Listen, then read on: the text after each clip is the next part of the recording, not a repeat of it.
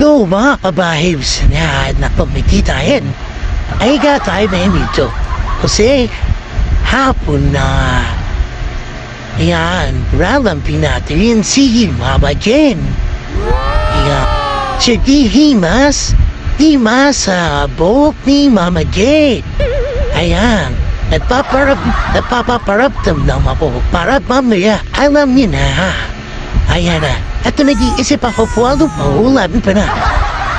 At ito na nga, nagluto na ako ng itlog. Tayo, niluluto ko naman itong tuyo. So, habang nagluluto ko ng hotdog kanina, ayan, nagsain na ako. Tapos, nagluto ako ng itlog na yan lulutuin. Tingnan natin ay tuyo. At ito na nga, si Inday Brizo. And atitiklat pala sa serpusin ng gusto. Ayan, nanonood na paboritong TikTok at ang mga happy manadudog andito. So, puro cellphone ang ginatawa. Ayan, ang mga happy manadudog. Doon, ang ating palangga. Nag-announce sinampay. Makuha na sinampay ang aking palangga.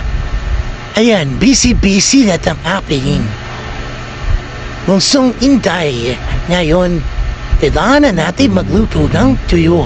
Ganito po ang pagluluto ng tuyo. Isa-isahin natin ang lagay. Dapat pakuloy mo natin ang mantika sa kawali. Tapos isa-isahin natin kung paglagay ng tuyo. Ayan, dapat po kumukulo ang mantika para madaling masunog ang tuyo. Ganyan po, magprito ng tuyo. Dapat sunog para masarap. O diba?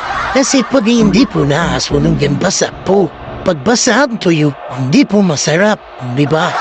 Pero pag ang tuyo ay sunog, malasarap po lutong lalo na pag may sinawsong siya sa suha. Ayan, bitaliktad ko pa para masigurado po masunog talaga yung tuyo. Ayan, at sarap. Kita niyo matika, nangingitib na. O diba? At habang kung sinusulog ng tuyo, tinignan ko habang sinana na sinaing. Ayan, kumukulo na mga vibes. At na, sobra ang tubig.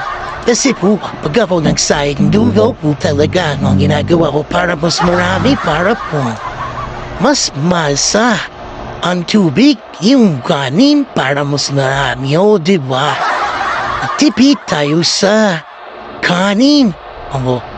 Konting bigas, damihan ng tubig, lugaw ang labas, marami na maharakay. Ayan, pero nahawak sa kanederasi, lugaw na naman ang pinatayin, kaya ito binagawa sa ng tubig para maging tunay na karanin talaga. Yeah, para maging kanin na talaga. Ayan, tapos tinignan ko yung tuyo. Okay pa, hindi pa masyadong tutungo, hindi pa masyadong sunog. Kailangan sunugin pa na sunugin. Ayan. O, diba? Sunog na yung mantika. O, diba? O, sarap niyan. Tinatakap na ako. Parang gusto ko na kumain. Parang gusto na ako. Ang tuyo, pero dapat sunugin pa natin para mas palutong at crunchy at yummy. O diba? Masarap ang tuyo kapag sunog. Oy, kain na! Nagsabi na ako na hoy, kumain na. Ay, at para sabay-sabay kami kumain, no? Ayan, yun may nakita nyo, may kumuha na. Ayan na. Kukuha na tayo ng paborito natin kumamot. Ito na. At tatapos na kaming kumain. Kaya, dito na daw nabitin kayo, no? Maraming salamat, babu.